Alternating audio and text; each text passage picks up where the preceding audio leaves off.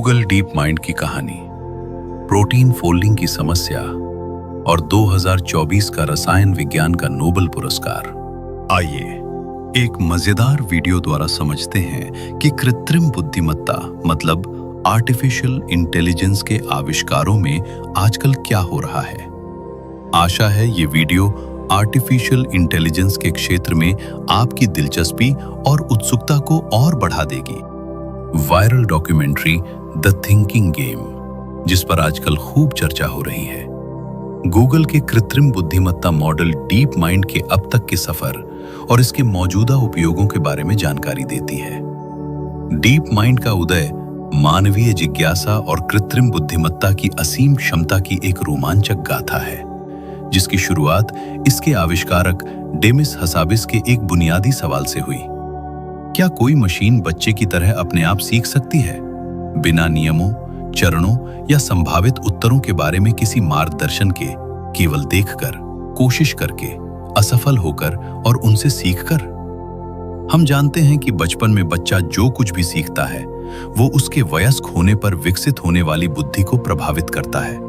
इसीलिए हम बच्चों को करके सीखने के सिद्धांत के अनुसार पालते हैं।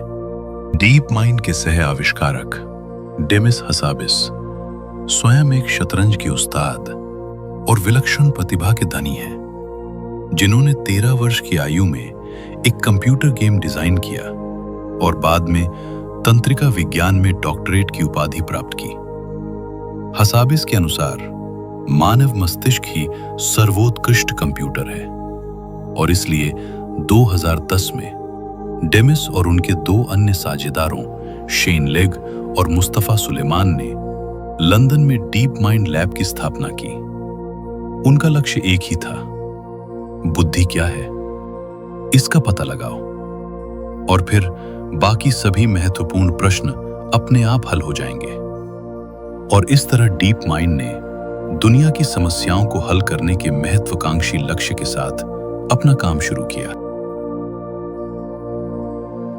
2014 में डीप माइंड के सॉफ्टवेयर ने अतराई जैसे कठिन जापानी वीडियो गेम में बिना किसी प्रोग्रामिंग या कोडिंग को सीखे असंभव सी लगने वाली सफलता हासिल करने के बाद गूगल जैसी बड़ी कंपनी ने डीप माइंड का अधिग्रहण कर लिया।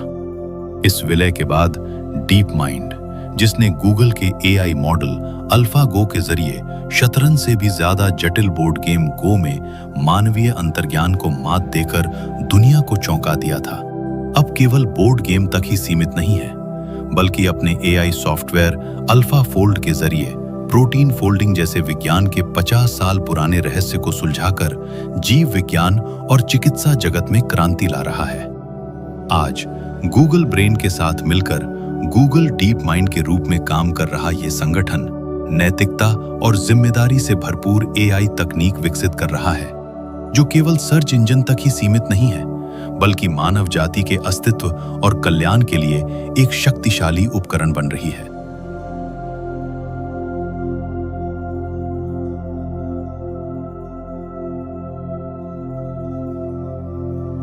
अब आइए समझते हैं कि गूगल डीप माइंड ने अपने सॉफ्टवेयर अल्फा फोल्ड के माध्यम से प्रोटीन फोल्डिंग की उस समस्या को कैसे हल किया, जिसने वर्षों से चिकित्सा जगत को परेशान कर रखा था। प्रोटीन हमारी जैविक संरचना का मुख्य घटक है और ये शरीर की संरचना को बरकरार रखने वाले सभी महत्वपूर्ण कार्य करता है, जैसे भोजन पचाने में मदद करना, रोगाणुओं से लड़ना, मांसपेशियों का निर्माण करना, रक्त में ऑक्सीजन का परिवहन करना और यहां तक कि बाल और नाखून बढ़ाना।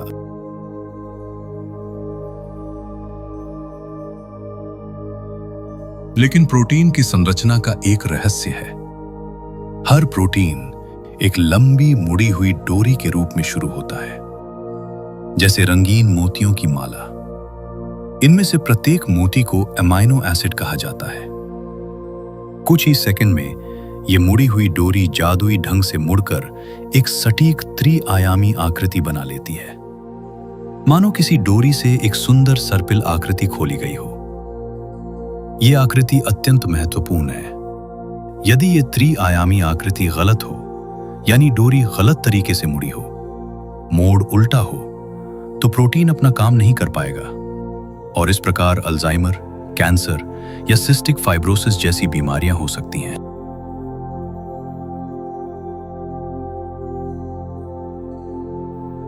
पचास वर्षों से भी अधिक समय से वैज्ञानिक इसे प्रोटीन फोल्डिंग समस्या के रूप में जानते आए हैं। वे मोतियों के क्रम के बारे में तो जानते थे, लेकिन ये पता लगाना कि प्रोटीन एक निश्चित आकार क्यों लेते हैं और यदि ये गलत हो जाए तो इसे कैसे ठीक किया जाए, ये असंभव था। ये एक ताला और लाखों चाबियों के होने जैसा था। वैज्ञानिक महंगे मशीनों के साथ प्रयोगशाला में वर्षों बिताते थे, एक ही प्रोटीन के आकार का पता लगाने की कोशिश में। प्रकृति में अरबों प्रोटीन मौजूद है, इसलिए सभी आकारों को समझना असंभव सा लगता था।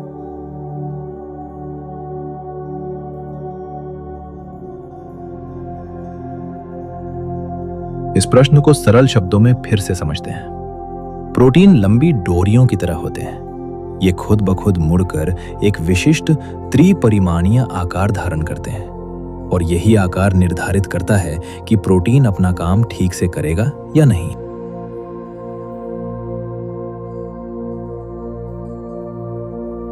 लेकिन सवाल यह है, अगर प्रोटीन हर संभव आकार को एक के बाद आजमाता रहे तो सही आकार खोजने में पूरा ब्रह्मांड की जितनी उम्र है उतना वक्त लग जाएगा। लेकिन असल में प्रोटीन कुछ ही मिलीसेकंड में अपना त्रिपरिमाणीय आकार पा लेता है, ठीक से मुड़ जाता है। इस विरोधाभास को लेविंथल का विरोधाभास कहते हैं। ये विरोधाभास कहां से आया? 1969 में वैज्ञानिक साइरस लेविंथल ने एक सरल गणना की कि एक सामान्य प्रोटीन 10 के 100वें एक के बाद 100 संभावित आकारों में बदल सकता है। अगर प्रत्येक आकृति को आजमाने में जरा सा भी समय लगता है तो सही आकार खोजने में उस प्रोटीन को ब्रह्मांड की आयु से भी अधिक समय लगता है। लेकिन एक जीवित कोशिका में प्रोटीन मिलीसेकंड से लेकर सेकंड तक के समय में मुड़ जाते हैं। इससे यह सवाल उठता है, तो क्या प्रोटीन ठीक से मुड़ते वक्त खाली अंदाजा लगाता है? पर ऐसा नहीं है। दरअसल प्रोटीन अपना सही आकार पाने के लिए सोची समझी चाल चलता है।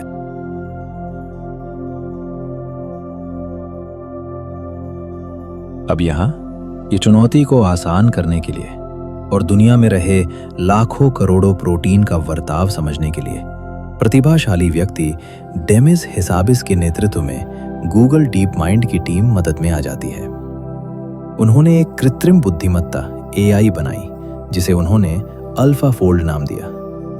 ये अति बुद्धिमान AI करोड़ों ज्ञात प्रोटीनों के आकार को देखकर सीखना शुरू कर दिया, जैसे कि संभावित पहेली समाधानों का अध्ययन कर रही हो।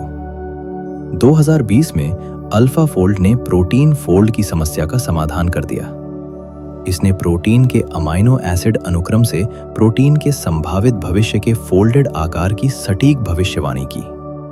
2022 तक उन्होंने 200 मिलियन से अधिक प्रोटीनों के लिए पूर्वानुमान साझा किए थे, जो ज्ञात प्रोटीनों का एक विशाल बहुमत है। ये विश्व भर के सभी वैज्ञानिकों के लिए निःशुल्क उपलब्ध है। ये एक बड़ी बात है क्योंकि अब डॉक्टर बेहतर दवाएं बना सकते हैं, जैसे कि बीमारी को ठीक करने के लिए प्रोटीन ताले में फिट होने वाली विशेष चाबियां। टीके तेजी से बना सकते हैं, पर्यावरण के अनुकूल सामग्री बना सकते हैं और जीवन को बेहतर ढंग से समझ सकते हैं।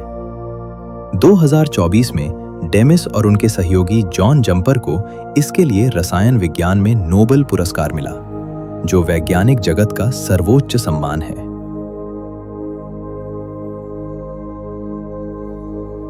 अंत में मुख्य निष्कर्ष: बुद्धि कोई वस्तु नहीं है, बल्कि एक प्रक्रिया है। सदियों से हम यही मानते आए हैं कि बुद्धि आत्मा है, बुद्धि चेतना है, बुद्धि जीवन है। लेकिन आधुनिक विज्ञान कुछ और ही कहता है। बुद्धि लाखों अनिश्चितताओं के बीच पूर्वानुमान लगाने, अनुकूलन करने और कार्य करने की क्षमता है। इसके लिए जीवन की आवश्यकता नहीं होती। इसके लिए आवश्यकता होती है प्रतिक्रिया, स्मृति और समायोजन। तो अब सवाल ये उठता है, क्या किसी मशीन को ऐसी दुनिया में रखा जा सकता है जहां फीडबैक उसके व्यवहार को आकार दे सके? और इसका जवाब है हाँ।